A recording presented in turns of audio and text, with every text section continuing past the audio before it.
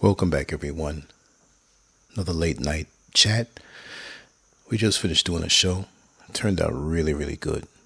I love the participation, and I want to thank all of you for being there and just vibing, not only with me, but with each other, and to build a community that no matter how large or how small, it's intact and has a single-mindedness type of feel and purpose. That's what you want. Well, we may not always think the same on everything, but at least we can cast those things aside and work in unison, and that's what it's all about. Anyway, I'm a little fatigued, but that's okay. There's a few words I want to share. Some thoughts came to me, as always, right? I'm always thinking something, but I'm a deep thinker. And, when I think about society today, it's so much different than it was yesterday. And I don't mean yesterday like yesterday, but being at the age of 60, and I look back to when I was 10 years old, even when I was 20 years old, there's certain things that when you think back, you don't realize that you didn't have, like the cell phones for the masses of people. They always had stuff like that for the elite, but social media, being able to communicate in the way that you do, you could send video, where you could take pictures and send them out all over the world. Anything before that you wanted to send out into the world, it had to be something through the mail, delivery, on that level. So things were a lot slower. But I think that because of social media and how instant things can be, we lost focus because there is just too much information going around to distract us. And it may not be where it's put out there to distract us. I do know that with the powers that be, the government, the people who want to control the narrative and the mindset and how you think towards certain scenarios, they will bombard you in so many different ways to influence your mind. But more so than that, we have lost our ability to focus. And this is why there's so many of us who are fallen victim and by the wayside of not manifesting those seeds of greatness inside of us, because our attention behind it is split up so severely, right? I mean, back in the day, we had to read books.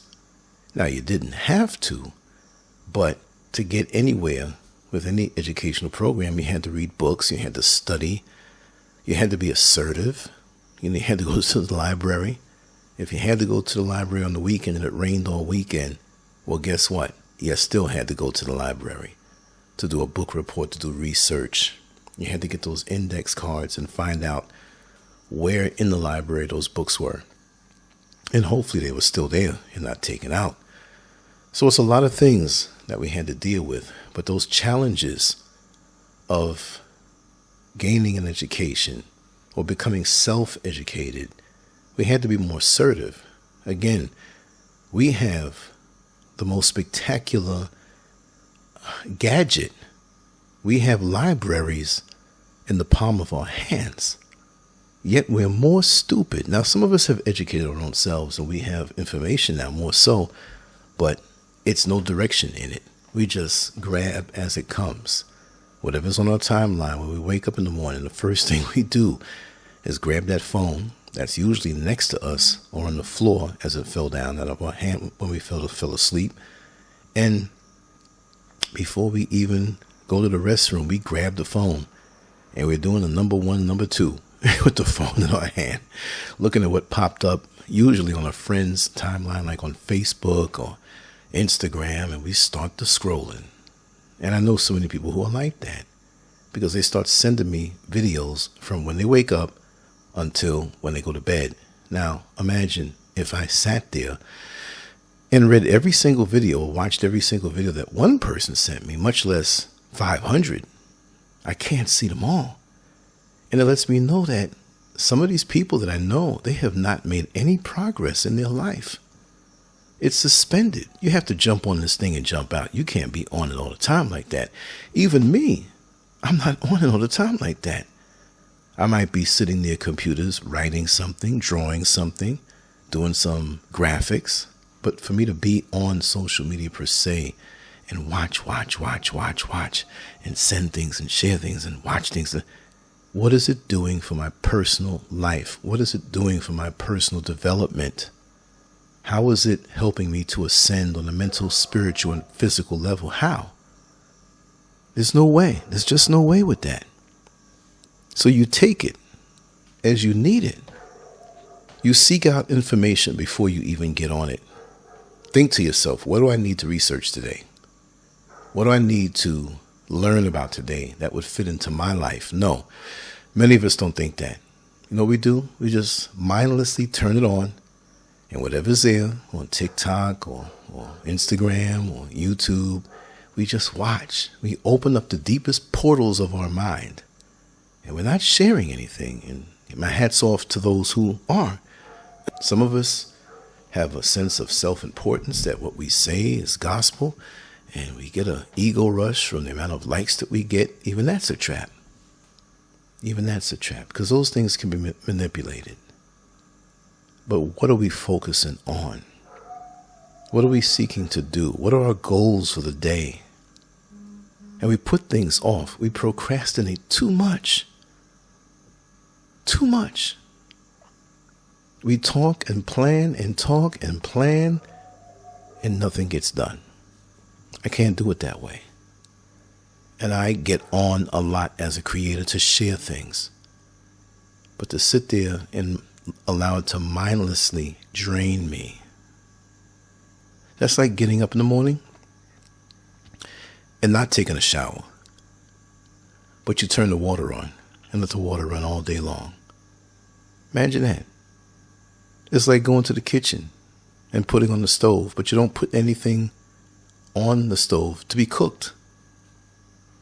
It's like going outside, starting up your car, and burning out all the gas as it idles there all day long.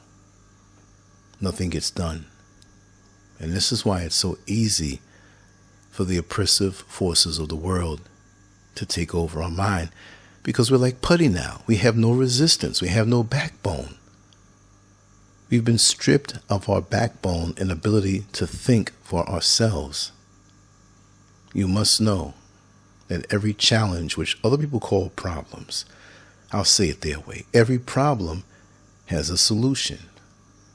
But some of us are just so weak now and so drained that we don't have the strength to seek the solution out of the situation that we may be in, that we want to come out of.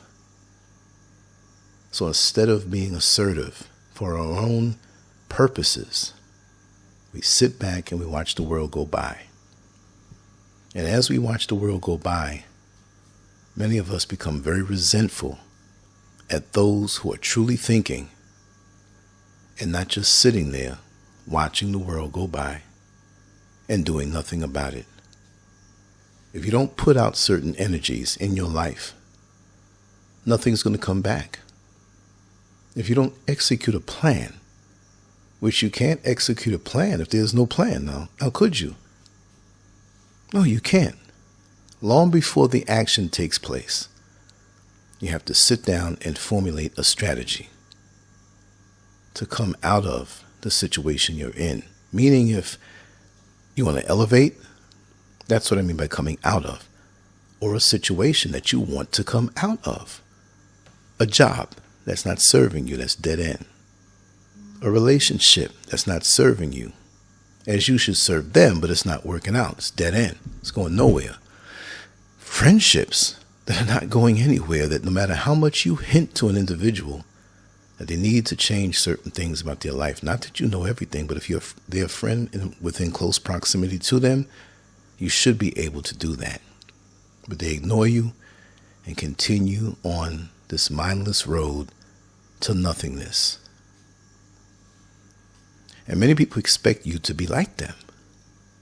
Did you see that video I sent you? You sent me 248 videos today. Which one was it? Oh, you're being funny. And a lot of people do this to suspend your time because they have no life, as they do with other things. When you're trying to go to the gym or watch what you eat, here they go wanting to give you or bake for you a nice cake, right? you had a drinking problem, maybe an alcoholic, and here they go offering you some drinks. They're not your friend, because they want to take away from the righteous momentum that you've attained to be better, to pull you back down and then laugh about it. You refuse it. You know what you're about. You know where you want to go. You know where you want to be. You execute that discipline and focus. Stop letting these things, these people and these mechanisms take you away from your focus to your goal. Because the directions that you have to improve your life are like no other. Listen, you can go to the same school and have 29 other students in your class, to total 30. And it may be the same subject matter, the same area of expertise that they're studying to master. But because they are individuals with full lives, let's just say that, some may not be, they're going in a whole total different direction than you. When you're on the highway and you happen to pass through the toll booth, now they have it where it's automated, where you can just drive straight through. But if you were even to take a snapshot of all the other vehicles that were next to you at that split second that you're flying through the toll booth, 2 hours later, they may be hundreds of miles away from you. You're going through the same place, but you don't have the same direction. Many people were shocked and literally upset, some of them, that I left and moved to West Africa, because it made them rethink what it is that they're doing. Not that they have to do what I did, but with such a drastic move, it had to take a modicum of planning. And it showed that while I was right up under them and next to them, that my mind was far away. And whether you move somewhere else or take up another hobby or some kind of undertaking or something to make you better, you do it. And sometimes you don't even say it, because the naysayers, the friendly naysayers, may come around you and try to discourage you from what it is that you want to do. Because these small thoughts of positivity can get crushed so easily in their infancy. And this is why you have to protect it, just the way a mother protects the infant. A new baby is born, and everybody wants to hold the baby. No. Everybody has different types of germs, and that baby's young resistance may not be strong enough to deal with so many strange entities up in their face. So this is the same way you treat your ideas and your thoughts and your plans. You start to execute them silently. You plan them silently. You don't know who is in your midst that's waiting to chop something great down, because they feel that they don't have the resources or the wherewithal or the drive or the focus to get it done. You have to protect that baby of an inspiration. You have to protect that baby of a thought. See? Because it could be crushed. Could you imagine the mighty redwood trees? It had to be a tiny sapling at some point, just barely poking out of the soil. And it could have been crushed underfoot so easy. So while we have these powerful thoughts, they start out small, and we have to test them and try them out and resize them and repurpose them. Look at it from a different angle to make it come up when it sprouts out from the ground. As a baby sapling, that redwood tree of an idea is on its way. But just because you got it to grow a little bit out of the ground doesn't mean you leave it. You have a lot of hungry animals out here that may just take a bite and eat it. It couldn't eat it when it's at its fullest growth, but you can catch it young and stop it from ascending into what it's supposed to be. So think of your thoughts and your ideas this way. Don't waste your energy mindlessly thumbing up and flipping up TikTok videos and YouTube shorts. If you get on there, be a creator. Be someone who benefits from it, from the interaction that you have from the people who have the same shared interests. That's where it's at. But have a purpose for doing everything that you do. We really have to have a purpose for every single thing that we do. If we don't have a purpose for it, it's a waste of time. Even if it doesn't benefit you right now. You could be someone who's planting a garden, a huge garden, with all different types of seeds, while others sit around and do a half-assed job, but they see you. But then a year or two later, when trees start to bring up fruits and bear and grow tall, they can't feel that they have the right to say, hey, give me a piece of fruit. Yeah, you do it. But they'll never have the harvest that you have because you put the work in. You live the world, you lived a way where your whole life was engulfed with the thought of having a purpose to move towards an end goal, a finished product. And when you finish it, you cultivate it, maintain it, but there's always something else to do. Even when you reach a goal, that's not it. What's the next goal? And as you're about to finish or achieve that goal, you should have something in the back of your mind that you have in place. And it may not be where you think of it totally because you still have yet to reach this initial goal. But once you reach that goal, you should have something else that you can focus on. This is how you continuously grow. Some people hit a goal and they sit down and do nothing. And even that diminishes the goal that you reached because you've done nothing behind it. You're a one-hit wonder. And who wants to be that? Especially in life, when life was made to be a never-ending journey. And even when we transcend out of this plane, there's still life. There's still things to explore. You're in a different form, pure energy. It never ends. So why should you stop? I know one of the biggest things to bring on the depression is to achieve a great goal and have nothing behind it that you want to do. Now, maybe if you take a few days off and say, yeah, I achieved this goal. It took me years to get here, hard work. I'm going to rest up a bit, enjoy myself. But don't do that too long. Have the next thing that you need to have set up to dangle in front of you that you can reach for. Because that's the way we're made. That's how we are constructed.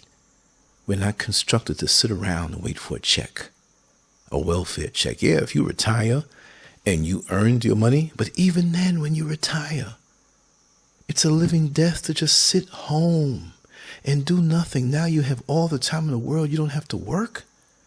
You should be running hard toward achieving something, whatever it is that you want to do. See, nobody has the right to tell you what it is.